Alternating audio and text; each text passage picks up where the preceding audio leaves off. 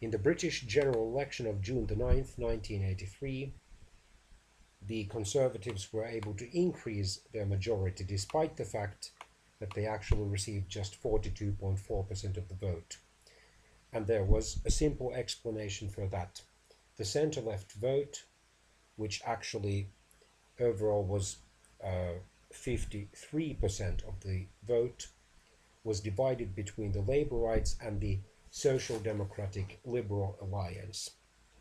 The Labourites were led by a solidly left-wing politician Michael Foot, and the Labour Party's election manifesto or platform was ridiculed by a cynic as the history's longest suicide note.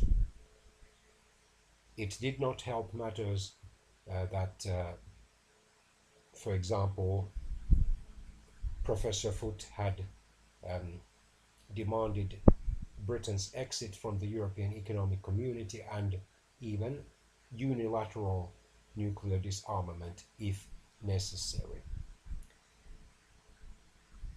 The alliance, as it was called informally, took 25.4% of the vote, but only 23 seats. The Labourites got 27.6% of the vote and 209 seats. Prime Minister Thatcher was therefore able to form a second consecutive Conservative majority government and continue to implement her right-wing economic agenda.